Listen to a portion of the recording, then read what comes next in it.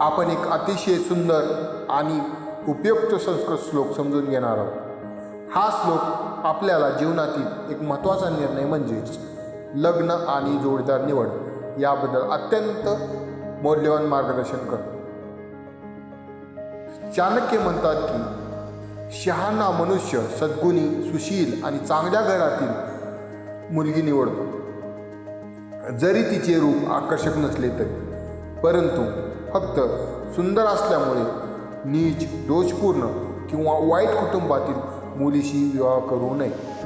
हा श्लोक आपल्याला सांगतो की जीवनसाथी निवडताना रूपापेक्षा घराणे, संस्कार आणि चारित्र्य खूप महत्त्वाचे आहे। मित्रांनो, आजच्या आधुनिक जगात नातेसंबंधामध्ये रूप आणि सौंदर्य हा एक मोठा घटक मानला जातो। फोटो, मेकअप, फिल्टर्स, सोशल मीडियाची चमक यामुळे लोकांना बाह्य आकर्षणाकडेच लक्ष जातं। पण प्राचीन ऋषीमुनींनी हजारो वर्षापूर्वीच या भ्रमाचा भेद केला होता।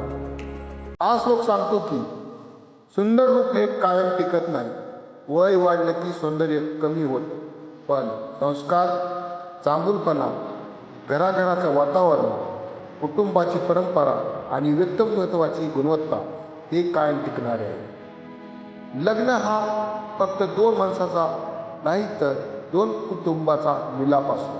म्हणून श्लोक सांगतो, विवाह शब्दशे कुल, म्हणजेच विवाह योग्य, सुयोग्य आणि सुसंस्कृत घरातच करावा। आपण एक उदाहरण देऊ। कल्पना करा, एक व्यक्ती अतिशय सुंदर मुलगी पाहून तिच्याशी लग्न करतो, पण तिचं घराणं असं तिथे भांडण, वाद, गैरव्यवहार, चुकीची जीवनशैली भरलेली आहे। अशा परिस्थितीत सुंदरतेचा मोह किती दिवस टिकेल? तुलनेत एक मुलगीचं सौंदर्य कमी असेल, पण ती चांगल्या संस्काराची, मेहनती, कर्तव्यदक्ष, शांत स्वभावाची आणि चांगल्या घरातून आलेली असेल, अशा मुलीमध्ये घर, आनंद, शांतता आणि प्रगती होते। म्हणून श्लोकाचा संदेश स्पष्ट आहे, सुंदरता नाही तर संस्कार महत्त्वाचे आहे। तर या श्लोकामध्ये कुल या शब्दाचा अर्थ जातीपातीशी जोडू नये। कुल म्हणजे जिथे चांगली परंपरा आहे, जिथे चांगली नैतिकता आहे, जिथे शिक्षण आणि संस्कार आहेत, जिथे मानवी मूल्य टिकून आहे, जिथे घरातील सदस्याचा स्वभाव उदार, प्रेमळ आणि कृतज्ञ आहे, अशा कुटुंबातील मुलगी दिसायला अगदी साधीसुधी असली तरी तिच्या एक वेगळं तेज असतं, स्वभावाचं आणि संस्काराचं। आता यामध्ये रूप आणि गुण यामधील फरक आपल्याला सांगितला आहे।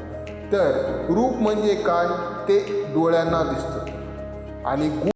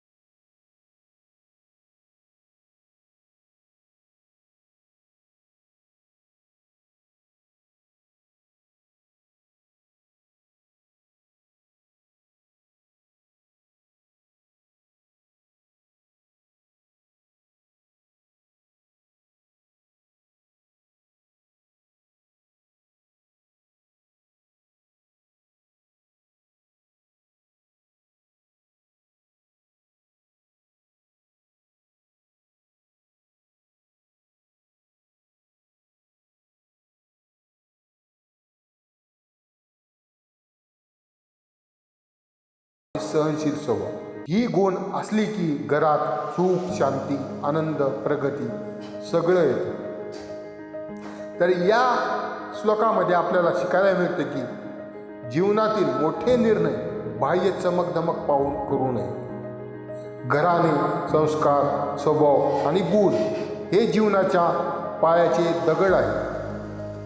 सुंदरता ही क्षणभंगुर आहे, पण चांगुलपणा आणि संस्कार कायम टिकत. म्हणूनच रूप नव्हे गुण पहा, दर्शन नव्हे संस्कार पहा. मित्रांनो, हा केवळ श्लोक विवाहासाठीच नव्हे तर आपण जीवनात जे नातेसंबंध जोडतो त्याच्यासाठीही अत्यंत उपयुक्त आहे.